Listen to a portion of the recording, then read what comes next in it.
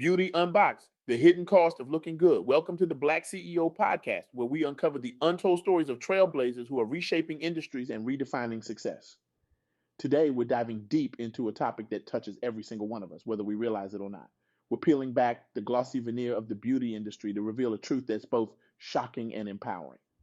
I had the incredible opportunity to sit down with Victoria Adams, a visionary entrepreneur and fierce advocate for women of color in the beauty space. Victoria isn't just changing the game, she's rewriting the rules entirely. Her work has opened eyes, challenged norms, and quite literally saved skin. But more than that, she's igniting a revolution that's long overdue. So, buckle up, folks. We're about to embark on a journey that will change the way you think about that lipstick in your purse or that moisturizer on your nightstand. Trust me, by the end of this talk, you'll never look at your beauty routine the same way again. Let's start with a question that might seem simple on the surface, but trust me, it's anything but. What exactly are you putting on your skin? Go ahead, take a moment. Picture your daily routine. The cleanser you use in the shower, the lotion you slather on afterwards, the foundation you apply before heading out the door. Now, here's the kicker. Do you know what's actually in those products? I'm not talking about the flowery descriptions on the packaging or the promises of youthful, glowing skin. I'm talking about the nitty gritty, the ingredient list that often reads like a chemistry textbook. If you're drawing a blank, don't worry, you're not alone.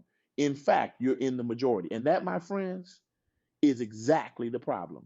You see, for far too long, we've been sold a beautiful lie. We've been told that beauty comes in a bottle, that you can be restored with the right cream, that our worth is somehow tied to how closely we can match an impossible standard of perfection. And we bought into it, hook, line, and sinker. But here's the truth that Victoria Adams so powerfully brought to light. Many of the products we rely on to make us feel beautiful are actually doing us harm. And for women of color, this harm is often magnified. Now, I know what some of you might be thinking. It's just makeup.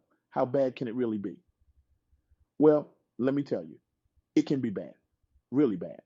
Imagine waking up one morning to find your face swollen, red, and itchy. Your skin, which has always been your canvas, your way of expressing yourself to the world, suddenly feels like it's betraying you. You might think it's an allergic reaction, or maybe you ate something that didn't agree with you.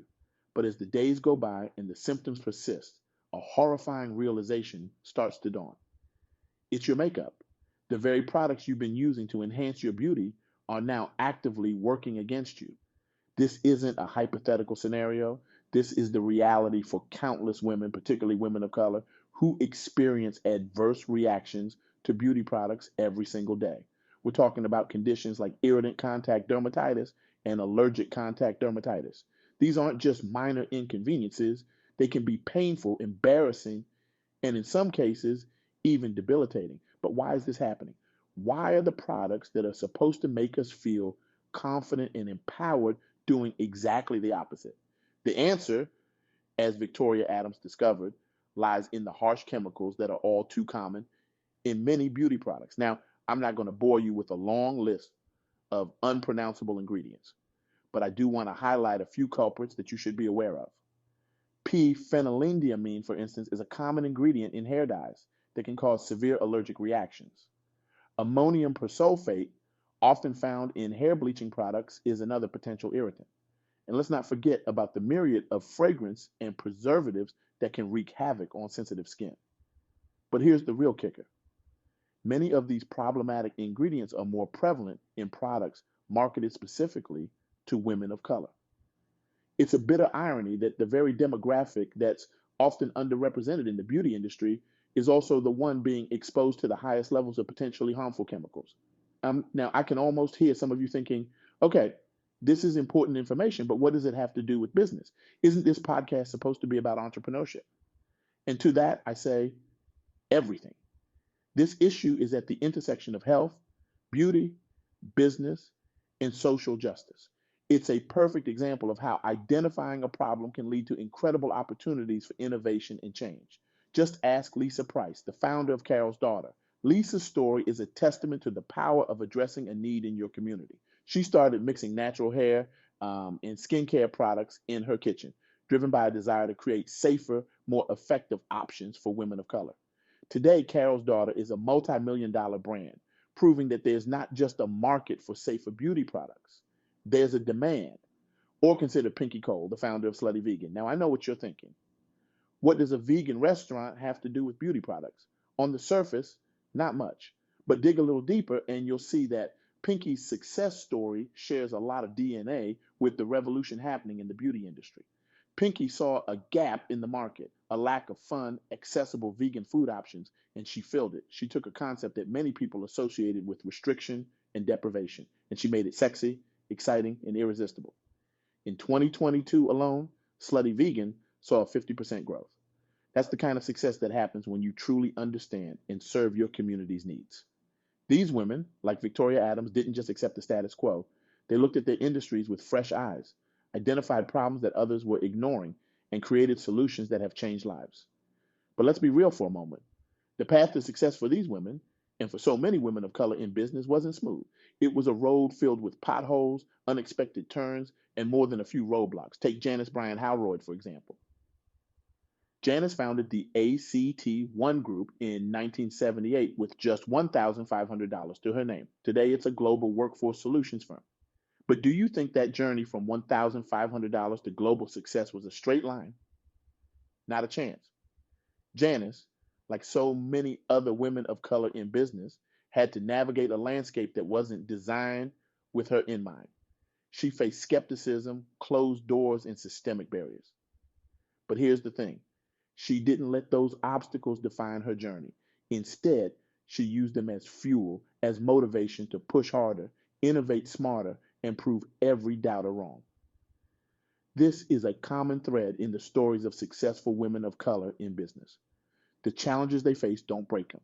They shape them. They forge resilience, creativity, and determination that become secret weapons in the business world. Now, I can almost hear some of you thinking, that's great for them, but I'm not an entrepreneur. How does this apply to me? And to that, I say, you're asking the wrong question. The right question is, how can I be part of this change? Because here's the truth. You don't need to start a business to make a difference. Every purchase you make, every product you choose to use or not use is a vote. It's a statement about the kind of world you want to live in.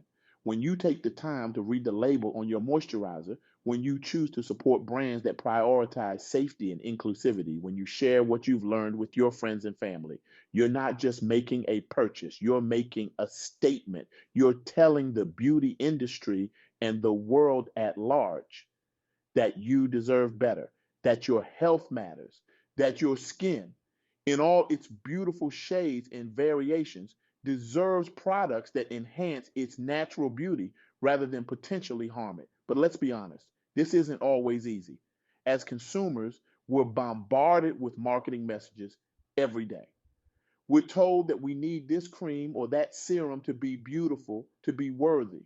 And as women of color, we often face the added pressure of products that promise to fix our natural features, to lighten our skin, to straighten our hair, to make us fit a narrow, Eurocentric beauty standard. Rejecting these messages, choosing health and authenticity over harmful beauty standards, that takes courage. It takes confidence. And yes, sometimes it takes a little more time and effort. But let me tell you, it's worth it, because when you make these choices, you're not just taking care of your skin.